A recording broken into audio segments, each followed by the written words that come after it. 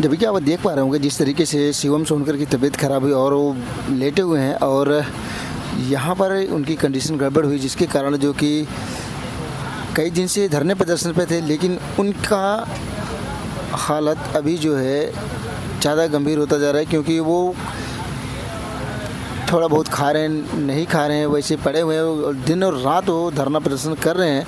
और आप देख रहे होंगे जिस तरीके से यहाँ पर प्रशासनिक अधिकारी भी आए हैं और विधायक डॉक्टर रागिनी सोनकर मछली शहर विधानसभा के हैं, जो कि वहाँ से आई हुए इनके साथ सपोर्ट करने के लिए और इनका जायज़ा लेने के लिए। कुछ दिन पहले डॉक्टर रागिनी सोनकर यहाँ पर आई हुई थी, लेकिन जिस तरीके से यहाँ पर अभी यहाँ पर पहुँची हैं मैडम और इनका जायज़ा लिया जा रहा है, कि पूछा जा रहा है शिवम से कि शिवम क्या हाल है उसका और क्या कंडीशन है आपकी। और आप देख रहे होंगे शिवम एकदम ज़मीन पर लेटे हुए हैं और शासन यहाँ के कुलपति महोदय जो कि इनका कुछ जायज़ा नहीं ले रहे हैं, क्या हालत है, कैसे है शिवम। लेकिन क्या इसी तरीके से दलितों के ऊपर अत्याचार होता रहेगा? नमस्कार, मैं उदय प्रताप, आप देख रहे हैं वायरल न्यूज़ पॉइंट, आपका हमारे चैनल में बहुत स्वागत है। मैं उपस्थित हूँ इस समय बनारस हिंदू विश्वविद्यालय में, जहाँ पर शिवम सोनकर जी आज 9 दिन हो गया लगातार धरने पे बने हुए हैं और उनको पीएचडी करनी थी, जिसमें उनका एडमिशन नहीं हो रहा। उनकी अच्छी रैंक आने पर 2 रैंक थी, जो कि 2 से 3 के रैंक वालों को एडमिशन दे दिया गया, लेकिन उनका एडमिशन नहीं हो पा रहा है। तो आप हमारे साथ बने रहिए, हम चलेंगे शिवम सोनकर से भी बात करेंगे, क्या समस्या आ रही है, क्यों उनको एडमिशन नहीं दिया जा रहा है। तो हम हमारे साथ बने रहिए, हम चलते हैं शिवम जी के। जैसा कि अभी आप देख पा रहे हैं, मैं उपस्थित हूँ इस समय बनारस हिंदू विश्वविद्यालय में। तो जैसा कि आप देख रहे होंगे कि यहाँ पर शिवम जी कई दिनों से धरने पे बैठे हैं, लेकिन इनको सीट नहीं मिल रही है। तो डॉक्टर बी.आर. अम्बेडकर साहब ने कहा था कि शिक्षा वो शेरनी का दूध है, जो जितना पिएगा उतना दहाड़ेगा।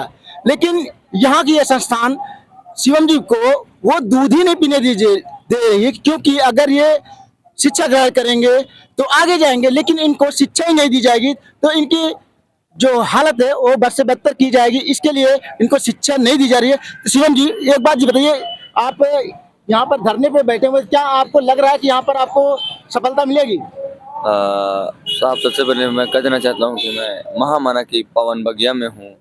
महामाना द्वारा स्थापित काशी विश्वविद्यालय के परिसर में हूँ, इस पवित्र परिसर में हूँ। मैं महामाना के सिद्धांतों पर, डॉक्टर भीमराव अम्बेडकर के मूल्यों पर चलने वाला व्यक्ति हूँ और उन पर चलकर मुझे उम्मीद है एक ना एक दिन जरूर मुझे न्याय मिलेगा। शिवम जी, आप देख रहे हो कि ये प्रधानमंत्री का संसदीय क्षेत्र है, यहाँ पर जिस तरीके से यहाँ पर भेदभाव हो रहा है, तो क्या आपको लगता है कि अगर आपका एडमिशन हो जाता है तो क्या आपको वहाँ पर भेदभाव होगा कि नहीं होगा? देखिए, बस मैं ये कहना चाहता हूँ कि भविष्य की चिंता मनुष्य को कायर बना देती है। जी। मैं वर्तमान में जीने वाला हूँ और महामना कहा करते थे, वर्तमान को सुधार लो, भविष्य अपने आप सुख में हो जाएगा। बहुत बड़ी बात कह दी है कि भविष्य की चिंता मत करिए, क्योंकि आपका वर्तमान सही रहेगा तो भविष्य भी आगे सही हो जाएगा। लेकिन ये चीज बताइए, क्या आपसे यहाँ पर जो यहाँ के पदाधिकारी है, क्या आपसे कोई मिलने आया कि आपसे बात की? ये बहुत बड़ा सवाल आपने पूछा। सब भैया, आप जौनपुर से चलकर कड़ी धूप में मेरे लिए यहाँ पर आ गए, इसके चलते मैं आपको धन्यवाद देना चाहता हूँ। बहुत बहुत धन्यवाद दिया, बहुत बहुत। लेकिन काशी हिंदू विश्वविद्यालय के उच्च अधिकारी, डीन ऑफ स्टूडेंट वेलफेयर विभागाध्यक्ष अभी तक यहाँ पर नहीं आ सके हैं। क्यों नहीं आ सके हैं, मेरी बात छोड़ो। उन्होंने मेरी शैक्षणिक मांगों को दूर मेरे लिए आज अभी तक ना एक बोतल पानी के लिए पूछा है, ना ही 2 बिस्कुट के लिए, कि मैं भूखा हूँ, प्यासा हूँ, कड़ी धूप में परेशान हूँ, क्या हूँ, कैसे हूँ।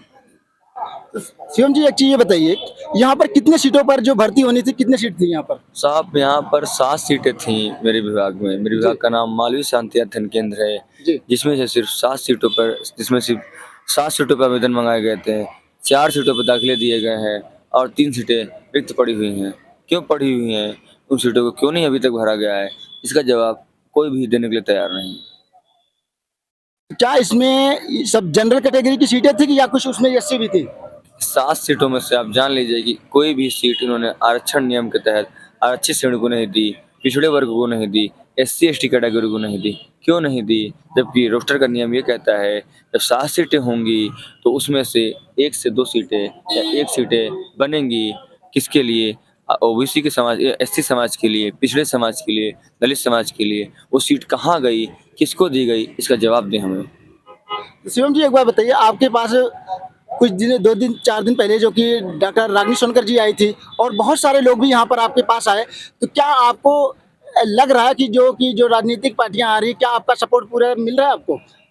मेरे पास 369 विधानसभा मछली शहर से माननीय, आदरणीय, पूजनीय, सम्मानीय डॉक्टर विधायक डॉक्टर रागिनी साहिबा मैडम आई थी, जिन्होंने मुझे समर्थन किया, नैतिक समर्थन दिया, मनोबल दिया, और सबसे पहले उन्होंने ही अपने लेटर पैड पे लिख के लोकसभा में, विधानसभा में माननीय मुख्यमंत्री साहब से निवेदन किया था कि इस बच्चे के साथ न्याय किया जाए। तो जैसा कि आप देख रहे हैं यहाँ पर बहुत सारे राजनीतिक पार्टी के लोग आए, विधायक भी आए, लेकिन अभी भी शिवम जी को सपोर्ट तो मिला, लेकिन अभी उनको सीट नहीं मिली।